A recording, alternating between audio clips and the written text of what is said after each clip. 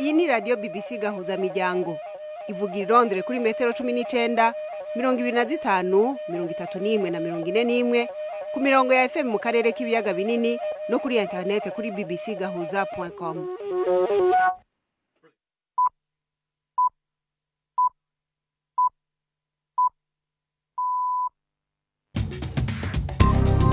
Uni saha 10 n'igice ku isaha mpuzamakungu ya GMT, isaha 12 n'igice mu Rwanda no mu Burundi, muri kumwe na Florentine Kwizera. Amahoro ni kaze mwese abakunzi ba BBC gahuza miryango. Izi ni zimwe mu ngingo zigize ikiganiro cacu cyo kuri uyu wa mbere itariki 6 z'ukwezi kw'indwi muri 2020. Uyu munsi niho abarundi bacumbitse mu ikambi ya Mahama y'impunzi mu gihugu cy'u Rwanda bashingura bagenzi babo babiri barasiwe mu ruzi Kagera. Igisirikare ca Republika ya Demokrasi ya Kongo kimenyesha yuko giheruka kuburira abasirikare batandatu mu gitero cagabwe n'imigwi ifadanije n'uwitwa Twigwaneho ahitwa Tuetue muri teritwari ya Fizi. Muri ico gitero haguyemwo n'abanyagihugu babiri. Abashoye imitahe mu guhingura udufukamunwa mu Rwanda bavuga yuko bakora bahomba. Bafashe imyenda kugira ngo batangire gukora, abandi barivuje wenda hirya no hino kugira ngo amafaranga yaboneke yo gutangiza iki gikorwa. Ubu rero ayo mafaranga nyine aryamye hano. Mu Rwanda kandi Pierre Damien Habumuremyi yahoze ari umushikiranganje wa mbere muri ico gihugu abarizwa mu mvuto kubera ibirego bijanye no gutanga sheke itagira amafaranga. Tubafitiye n'ikiganiro c'inkino. Iki kiganiro gihagarikiwe na Robert Patrick Misigaro. Mukanya murumva ivyo vyose mwidonido inyuma y'amakuru yo hirya no hino kwisi muza gushikirizwa na Odas Makado. Samirana radio yacu dukunda cyane, radio yacu dukunda cyane, radio yacu dukunda cyane, radio yacu dukunda cyane, radio yacu dukunda cyane, BBC gahuza miryango. Tabahaye mwiriwe mwebwe mudukurikira. Aya makuru ndayahere muri Hong Kong, aho ico gihugu cashize ahabona idonido y'ingingo z'amategeko Ubushinwa bwayishingiye muri zo. Abajejwe umutekano bongerejwe ububasha muri ubwo. Igipolisi kirashobora gusaka kikanapfunga abikezwe ko ikibi batarinze kwerekwa umutahe ndetse n'ivyabo bigafatwa. Igipolisi kandi cyahawe ububasha bwo kumviriza ibiganirwa ku matelefone kandi kigafuta ivyo kibona ko bishobora kubangamira umutekano ku mirongo ya internet. Iri tegeko ryafatiwe mu Bushinwa atajambo bahanuje abategetsi ba Hong Kong.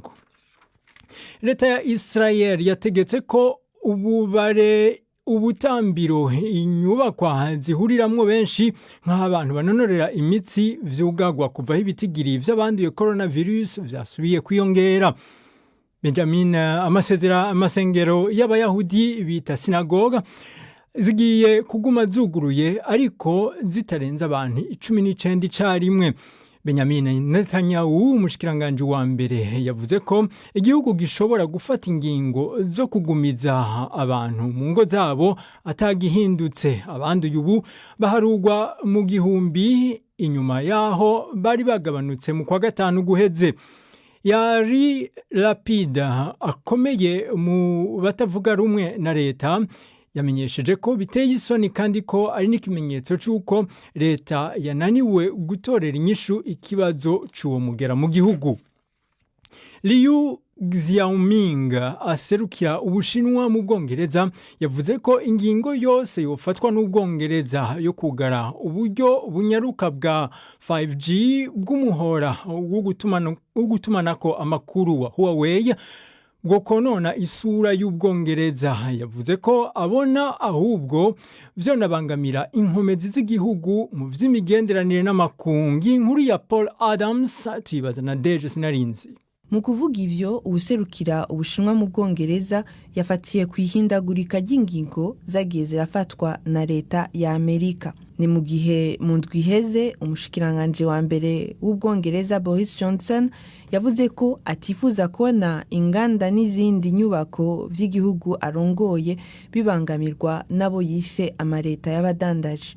Ambassador Liu yavuze ko ariko sa kubona Ubwongereza bufata Ubushinwa nk'umwasi kuko n'Ubushinwa butigeze bufata Ubwongereza uko. Yashimitse avuga ko kompanyi Huawei ishira imbere inyishu zungukira ibihugu vyose ku rugero rungana. Ati Ubwongereza burigenga mu gufata ingingo yo kwishura make ku buhinga bwarenganywe. Yavuze ko Huawei iharura abakiriya bayo mu bihugu 169 mw'isi kandi ko yobandanya ibaho atangorane. Mu Burusiya hari umumenyesha makuru yaciriwe urubanza yagirizwa kuba yatahuye ibikorwa vy'abagira iterabwoba igihe yasigura ko igitero ca bombe catewe ku nyubako imwe y'abajeje umutekano gifatiye ku ntwaro mbi kandi y'igikenye ya Perezida Vladimir Putin. Uko bitari bimenyerewe, sentare yanse igihano c'imyaka 6 c'agasho uko yari yabisabiwe n'umucamanza, ahubwo ihanisha umenyesha makuru Svetlana Propopieva ihadabu y'amadolari ibihumbi 7 ya Amerika. Umwe mu bavugira umuryango w'ubumwe bwa Buraya yavuze ko ico gihano kigaragaza ko atakwigenga kuriho mu Burusiya k'umwuga wo kumenyesha makuru no mu mashirahamwe adaharanira ivyicaro vya politike. Muri Ethiopia umugambwe Oromo Liberation Front umwe mu yitavuga rumwe na leta wamenyesheje ko hari umuyobozi wawo yafashwe inyuma y'imyiyerekano yabaye mu ndwi iheze. Imyiyerekano abarenga 160 basizemwo ubuzima. Uwo mugambwe niwo ugizwe n'abanyamwishi mu moko yo muri Ethiopia.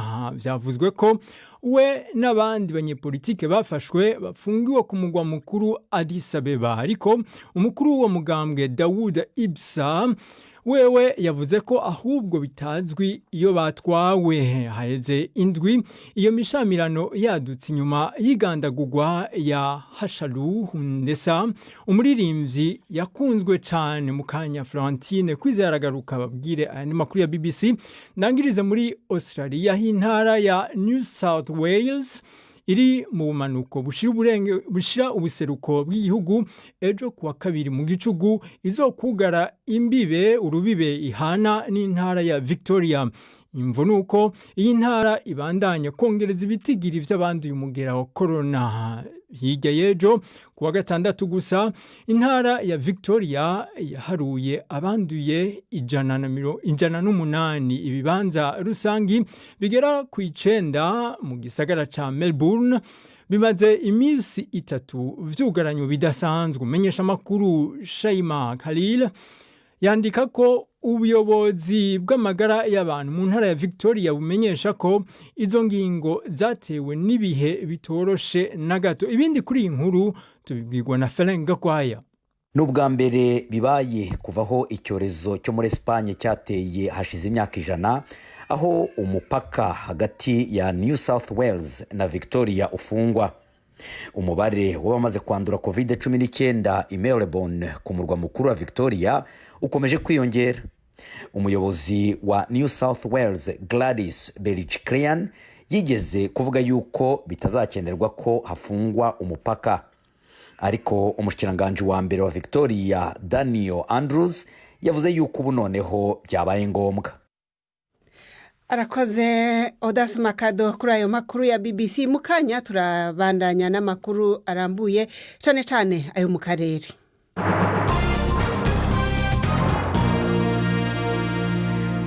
Nongeye kubaha ikaze. Amakuru yacu yo mu karere tuyahere mu Rwanda, aho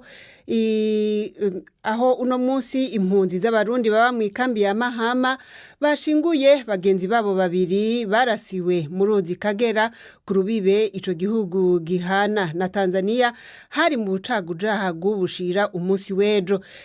Iyo nzira y'amazi ya Kagera biravuga yuko ikunda kwifashishwa n'abakora urudandazwa rwa magendu rurimwo imiti, ibiyayuramutwe ndetse n'impuzu za kombokombo.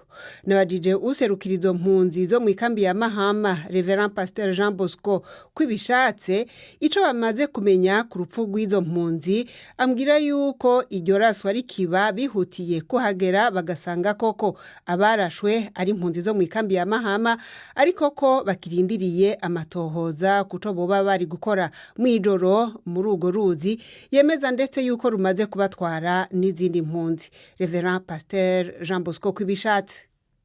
Kugeza ubu twasigiye inzego z'umutekano z'igihugu kugira ngo baracariko barabikurikirana, ariko kimwe gusa twosubira tukagarukaho nuko muri kariya gace ka Kagera muri ibi bihe byose hamaze n'igihe kinini cyane babuza abantu kujyayo, ari abarovyi, hari abaca hirya kuko hari ivyambu bimwe abantu bacamwo baja kurondera ibintu bitandukanye muri Tanzania, hari abaja kurondera impuzu za cagura, bahora baca mu vyambu, hari abaja kuronderayo zomogi, hari abaja kuronderayo ibintu mbega bimwe n'ibindi usanga nyene bice muri magendo. Rero twari tumaze iminsi n'ubuyobozi eka babuza abantu kujyayo, kuko atari n'ivyo gusa, atari izo sanganya, tumaze kubura abantu benshi batwawe n'urwo ruzi rwa Kagera, ni naco gituma habujijwe nuko abantu bajyayo, nuko nyene serufu yaje muti ntakora. Muba mwarashoboye kumenya imyirondoro yabo ngo mumenye muti kumbure n'abantu bari basanzwe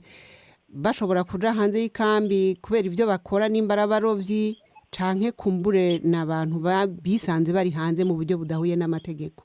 Imyirondoro yabo twaramenye n'imiryango, kuko twaciye tumenya dukurikirana, dusaba abayobozi batandukanye mu mavirage no mu makominote atandukanye kugira ngo dukurikirane tumenye imiryango yabo, tubamenye nabo. Twarabamenye dusanga nyene n'abantu basanzwe batuye mu nkambi. Ibindi navyo umuntu ni mugari, umuntu ni munini, nushobora kumenya ibikorwa vyiwe mudatemberana mutagira, ariko buke biriko birakurikiranwa, dotinda tumenye mbega bakora ibiki. Mwebwe muganira n'impunzi, mwebwe mubakuriye, muramaze kuvugana nabo kugira ngo mwumve kumbure inkurikizi ibi byo bavyaragize kuri bo? Ego muri rusangi turaganira, ujya munsi nyene tugira izago, nyakubahwa meya w'akarere yaraje, inzego zitandukanye zisanzwe zidukurira, hari abo muri minema, muri ministere dusanzwe dukorana hano, hari abo muri UNHCR, bose bari hano baraje kuganiriza yene impunzi.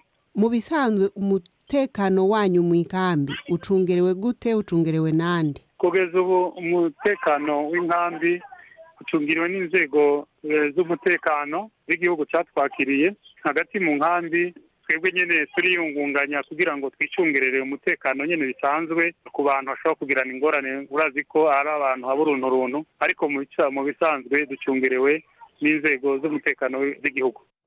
Reverend Pasteur Jean Bosco kwibishatse aserukira impunzi za Mahama. Tukiri mu Rwanda, uwahoze ari umushikiranganje wa mbere w'ico gihugu Pierre Damien Habumuremyi yaratawe muri yompi mu mpera zindu yarayirangiye. Bwana Habumuremyi akaba yarasigaye ayobora kaminuza yigenga iri mu mujyi wa Kigali, aregwa gutanga sheke za konte itagira kwa amafaranga, ivyaha bivugwa yuko yakoze ari umuyobozi. Akurikiranwa ku caha c'ubuhemu. Urwego rw'igihugu rw'ubugenzacyaha rwemeje iyo nkuru ntiruratanga mwido nido ivyaha ubwo buhemu aregwa bufatiyeko. Ni inkuru ya Jean Claude Mwambutsa. Urwego rw'igihugu rw'ubugenzacyaha rwemeje ko bwana Pierre Damien Habumuremyi ari mu maboko yarwo guhera kwa gatanu w'icyumweru twaraye dushoje. Umuvugizi warwo bwana Dominique Bahorera yabwiye BBC ko Habumuremyi akurikiranywe ibyaha bibiri, icyo gutanga sheke zitazigamiye n'icyaha cy'ubuhemu. Naho kubirebana n'imikorere y'icyaha, uku niko bwana Bahorera yanshubije bwo twavuganaga kuri telefone. Yagize ikibazo gikomeye cy'ubushobozi, noneho abantu ananirwa kugenda yishyura abantu, akagenda afata imyenda ku bantu bamuzanira ibikoresho by'ishuri ndetse n'abamuha amafaranga yo kuraninga ishuri, bituma abura amafaranga, noneho akagenda abaha amasheke atazigamiye, bituma rero ageza kugeza igihe agera mu gihe atabasha kwishyura. nta bisobanuro byinshi byatanzwe n'uyu muvugizi, gusa yavuze ko sheke zitazigamiye yatanze mu bihe bitandukanye zifite agaciro gakabakaba miliyoni 100.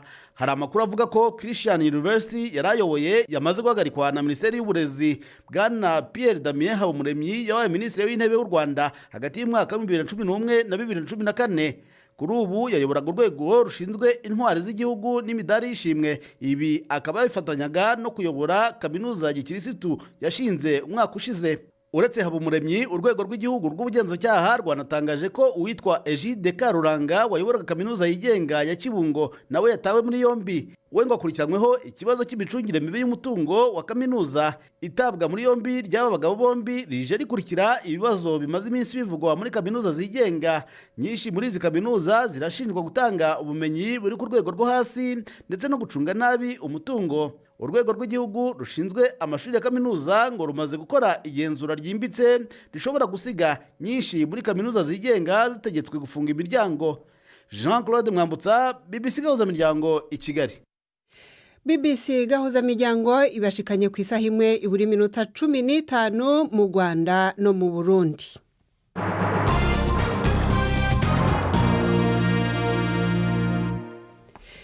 Tubandanirize mu Rwanda aho abashoye imitahe mu nganda zikora udufukamunwa canke face masks ngo bataka kubera bakora bahomba.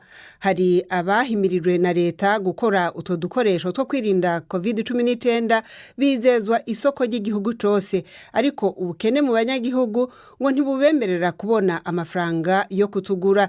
Ikindi kandi hari abagerageza kutwikorera ku giti cabo bigatuma abashoye imitahe mu nganda zo kudukora batabona isoko. Reka dusubire kwa Jean-Claude Mwambutsa. Umuntu wese urengeje imyaka 2 agomba kwambara agapfukamunwa n'amazuru igihe ari mu bandi. Umukozi w'ikigo cy'igihugu cy'ubuzima yigisha imikoreshereze y'agapfukamunwa. Ubu ni ubutumwa bugaruka kenshi mu bitangazamakuru byo mu gihugu. Agomba guhera hejuru y'izuru akajya no munsi y'akananwa. Igihe ukambaye wirinda kugakorakora. Mbere yuko iki cyago cyaduka, udupfukamunwa twakoreshwaga gusa kwa muganga nabwo dutumijwe mu mahanga. Mu guhangana n'iki cyaduka, leta yashishikarije abanyemari kwishora mu gukora udupfukamunwa ibizeza isoko ry'igihugu cyose. Gusa nyuma y'igihe gito bakora ubutaruhuka, abadozi n'inganda bavuga ko babuze isoko. Kuri ubu haravugwa udupfukamunwa dusaga miliyoni 2 twaheze mu bubiko kubera kubura abaguzi. Bafashe imyenda kugira ngo batangire gukora, abandi bariguje wenda hirya no hino kugira ngo amafaranga yaboneke yo gutangiza iki gikorwa. Ubu rero ayo mafaranga nyine aryamye hano, akazi kanze gukomeza, abakozi ntibarishyurwa, niyo mpamvu mubona nyine stocking n'icya kandi igomba kujya ku isoko. Bavuga ko leta yabahaye impusa zo gukora ariko ntihagarike abashobora gukora utu dukoresho rwihishwa kandi ngo nutuva mu mahanga tukaba twarakomeje kwinjira. Bwana Swaibu Munyawera ni umwe mu bashoye imari muri utu dukoresho. Usanga inyinshi dukora hangaha hari abandi bazikora hanze mu buryo butemewe. Icya kabiri nuko usanga ko hari udupfukamunwa tumaze igihe hanze, abantu baguze wenda covid tuciva muri bakirekura abantu bwa mbere, hari abantu baguze udupfukamunwa icyo gihe no kugeza amasaha baracyatwambaye. Haravugwa kandi n'ubukene bw'abaturage ndetse n'ubujiji bituma batitabira kugura utu dukoresho two kwirinda. Twasuye imirenge ya Ririma na Mayange yo mu karere ka Bugesera. Abaturage batubwira ko bumva akagapfukamunwa. Oya njyewe wenda njye nshobora kutagatiza, ariko harimo abo nzi bajya bagatizanya. Tuba turi abakene pe. Ubu turi kwitegura abanyeshuri kuko mu kwa 9 bazatangira. Mfite abana bangahe 3 bazatangira. Ubara ayo mafaranga, ubwo se ayo mafaranga yose nzayakura he? Mukecuru mfite kanje. Iyo mbonye kagiye kwandura ndanakamesa. Simba nanjye mashaka iby'isuku, simba shaka umwanda wanya cyanyanduza corona. Tujya tubyumana ku maradiyo corona sirusi. Ni kamwe ejo naguze turi 5, ubwo umugore n'ubwo akoresha wenyine. Leta y'u Rwanda ivuga ko izi iki kibazo cy'isoko ry'inganda zabuze aho zigurisha umusaruro wazo. Minisiteri y'Ubucuruzi isaba abanyenganda gutangira gukora babanje kureba umuvuduko w'isoko. Bwana Sam Kamugisha ni umukozi wa Minisiteri y'Ubucuruzi. Kugabanya gukora twinshi ko bigaragara ko demand cyangwa se ubushake bwatwo ku baturage iri hasi, kuryo batangira gukora n'ibikorwa bari basanzwe bakora, wenda produza izi masike ariko bitari nk'uko byari bisanzwe urebye kenshi bari barahinduye iyo bakoraga bajya gukora udupfukamunwa gusa ibindi barabireka. Ikindi kirimo gukorwa kuri ni ukureba niba bishoboka ko twatanya no kureba amasoko yo hanze. Arakoze Jean Claude Mwambutsa. Dukubitire muri Republika ya Demokarasi ya Kongo aho ingabo z'igihugu ziri muri Kivu y'Amajepfo zivuga yuko igitero giherutse kugabwa ku ngabo zaco cahitanye abasirikare batandatu barimo intwazangabo. Ico gitero kikaba cagabwe n'imigwi itandukanye yibumbiye mu runani rumwe rushigikiwe n'abanyamurenge. Cane cane iyo migwi ikaba ifasha uwiyita Mayimayi Twigwaneho. Umuvugizi w'izo ngabo Kapitene Dieudonné Kasereka avuga yuko nubwo biruko ngo ingabo z'igihugu zimaze kugarura agahengwe kuko zasubije inyuma ico gitero. Kapitene Dieudonné Kasereka: hari imigwi myinshi y'imikeba, hari abamayimayi, hari n'imigwi y'abagwanyi Twirwaneho, Makanika na Android begeranye n'imiryango y'abanyamurenge, ariko kandi hari uwundi mugwi witwaje ibigwanisho wegeranye n'abamayimayi n'abanyindu, abafulero n'ababembe. Umugwi rero wateye ikirindiro ca FARDC kwa gatanu n'urunani rw'imigwi yitwaje ibigwanisho yegereye abanyamurenge. Abanyamurenge bakunze kubagiriza kenshi ko mufise uruhande muhengamiye ko muri izi ntambara. None yo bariyo mpamvu ibirindiro vyanyu vyatewe? Ubwa mbere novuga ko ivyo ari vyagirije bitari nk'ukuri. Ni vyagirije bizanwa kenshi n'abanyepolitike bamuka mu karere ka Minembwe na Fizi. Barondera impamvu zotuma berekana ko igisirikare gifise aho cegamiye. Twebwe dukorera mu gitutu c'ibendera ry'igihugu nk'uko tubibwirizwa n'ibwirizwa shingiro rya Republika. Turi ngaha kugira turindire umutekano bose. Turinda umutekano w'abanyindu, abafulero, ababembe, abanyamurenge bose hamwe.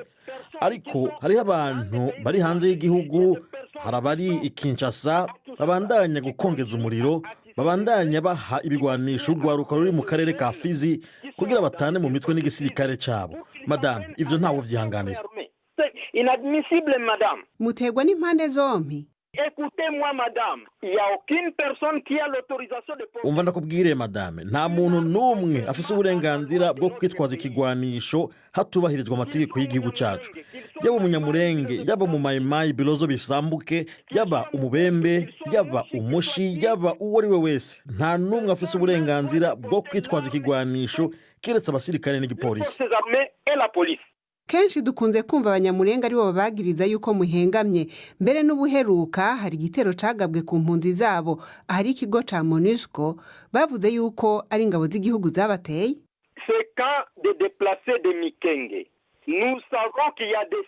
Izo nkambi z'imikenge turazi yuko ari iz'abasivile, ariko ku buryo butangaje twarafatiye abantu bafise inkoho n'amasasu muri izo nkambi nyene. Bari bagiye gufasha uwundi mugwi w'abagwanyi wegeranye n'abanyamurenge.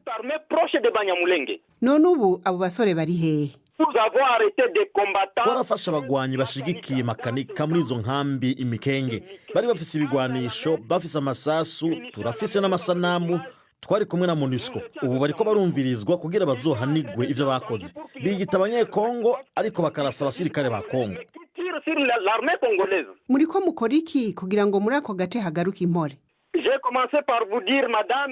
Natanguye madame ndakubwira yuko igisirikare ca Kongo kiriko kirakora ibishoboka vyose ngo amahoro agaruke muri kajya karere.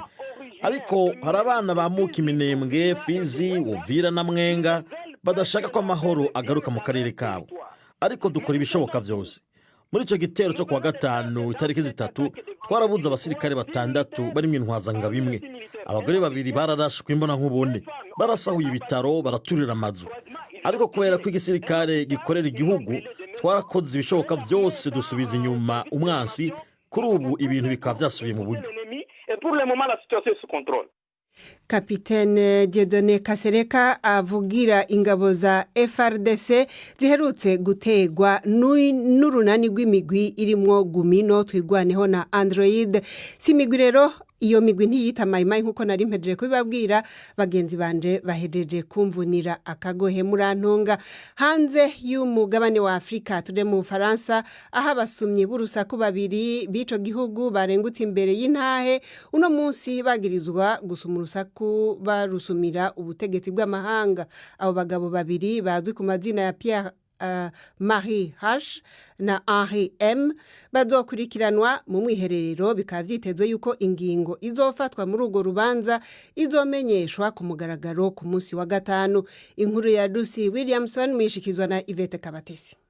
Biravuga ko abo bagabo bombi bashinjwa gutanga amakuru ku gihugu cy'amahanga no kwangiza inyungu z'ibanze z'igihugu. Abayobozi bahishuye amakuru make cyane kuri icyo kibazo, ariko BBC yumvise ko bombi bashinjwa guha amabanga Ubushinwa. Abafite amakuru yizewe cyangwa se abo mu mbere bavuga ko kuba hagize abemererwa kujya muri urwo rubanza ari ikimenyetso cyiza haba ku ruhande rw'Ubushinwa ndetse n'abandi mu nzego z'iperereza cyuko ibyo birego bitazapfukiranwa. Mu gihe bahamwe icyaha, abo bagabo bahoze ari abatasi bashobora gukatirwa igifungo cy'imyaka 15. Biteganijwe ko kuri uyu wa gatanu ari bwo urukiko ruzafata umwanzuro kuri uru rubanza. Unaho duha umwanya Jean Claude Mwambutsa mu kiganiro c'inkino. Imikino kuri BBC gahuza miryango. Mwiriwe neza nshuti za BBC, kaze muri iki kiganiro cyacu duhere mu Bwongereza aho kuri uyu mugoroba hateganijwe umukino wari usigaye w'umunsi wa 33 Tottenham ihura na Everton. Umutoza Jose Mourinho akeneye amanota 3 ku buryo bukomeye kuko ikipe ye isa n'iri inyuma y'izindi ndetse ikaba igenda itakaza amahirwe yo kuba yagira igikombe yitabira cy'Uburayi. Ku mwanya wa 10 Tottenham ifite amanota 25 irarushwa amanota 12 yose na Chelsea ya 4. Rutahizamu Harry Kane nashobora kubona igitego kiraba kibaye icya 200 atsindiye Tottenham harebwa amarushanwa yose. Aha mu Bwongereza kandi umutoza Pep Guardiola wa Manchester City yavuze ko atiyumvisha uburyo yatsinzwe n'ikipe ya Southampton nyamara yihari umukino ku rugero rwa 70%. Uku gutsindwa byatumye Guardiola yesa agahigo nubwo katari keza ko gutsindwa inshuro nyinshi mu mwaka w'imikino kuva yatangira gutoza. Mu gihe shampiyona gishigaje imikino 5, Guardiola amaze gutsindwa inshuro 9 zose, nta bundi byari byarigeze bimubaho mu kazi k'ubutoza. Ku kibuga cyayo cya Anfield, Liverpool yo yatsinze Aston Villa ibitego 2-0 byabonetse mu minota 20 ya nyuma. Andi makipe ari imbere ku rutonde nayo yatsinze. Muri Manchester United, Nemanja Matic yongereye amasezerano azageza mu mwaka wa 2023 akinira ikipe. Matic w'imyaka 31 yageze muri Manchester United mu mwaka wa 2017 avuye muri Chelsea, akaba afite amasezerano yagomba kurangirana n'umwaka utaha. Mutoza Ole Gunnar Solskjaer avuga ko uyu munyaserbia yongerewe amasezerano kubera ubunararibonye bwe buzafasha iyi kipe yiganjemo abakiri bato. Muri Espagne ho Lionel Messi ngo agomba kurangiriza ibihe bye mu kibuga mu ikipe ya Barcelone. Perezida w'ikipe Jose Maria Bartomeu yavuze ko inkuru zimaze iminsi zemeza ko Messi atishimye ari bihuha. Bartomeu wavugaga nyuma yaho Barca yari imaze kunyagira Villarreal ibitego 4-1 yemeje ko Messi we ubwe yamwijeje ko nta handi yiteguye kwerekeza. Barca iracyari ku mwanya wa 2 inyuma ya Real Madrid yirusha amanota 4 mu gihe asigaye imikino 4 ngo shampiyona irangire. Mu mikino ngororamubiri, Umwongereza Kaze Bianca Williams yavuze ko yiteguye kujyana mu nkiko umupolisi ashinja imitwarire irangwa n'ivangura rishingiye ku ruhu. Bianca avuga ko ubwo yari kumwe n'umugabo we abapolisi basohoye umugabo mu modoka bakamwambika amapingu mbere kumwegeka ku gikuta bavuga ko asa n'umuntu bashakishaga. Gusa itangazo ryasohowe n'igipolisi ryo rivuga ko hashingiwe ku mashusho basanga ntacyo bakemanga ku myitwarire y'umupolisi ushyirwa mu majwi. Bianca Williams avuga ko igipolisi cyabasatse mu gihe cy'iminota 45. Bianca n'umugabo we Dos Santos bombi bazwi cyane mu mikino ngororamubiri bavuga ko bahagaritswe nkana ndetse ko ibyo bakorewe bifitanye isano n'irondaruhu kuko bombi ari abirabura. Ubwo twari tukivuga imikino ngororamubiri, umunyakenya Wilson Kipsang wigeze no kwegukana umudari wa zahabu muri marathon amaze guhagarikwa mu gihe cy'imyaka 4 kubera kunyuranya n'amabwiriza yo kugenzura imiti yongera ingufu. Kipsang watsinze amarushanwa ya Berlin, Londres, New York na Tokyo aregwa ko yananiwe kwitabira igenzura inshuro 3 zose mu gihe cy'umwaka umwe. Wilson Kipsang yemera ko yanyuranije n'amabwiriza ariko agasobanura ko yari yagize impanuka y'umuhanda. Ikiganiro cyacu natugisoreje Jean Claude Mwambutsa. Urakoze Jean Claude Mwambutsa, murakoze namwebwe abateze amatwi BBC gahuza miryango abatashoboye kudukurikira kuva mu ntango. Tubabwire yuko ingabo za leta ya Kongo zivuga yuko zaburiye abasirikare 6 mu gitero cagabwe n'urunani rw'imigwi irimwo twirwaneho na Gumino. Iki kiganiro cari gihagarikiwe na Robert Patrick Misigaro. Mwakoze kudukurikira.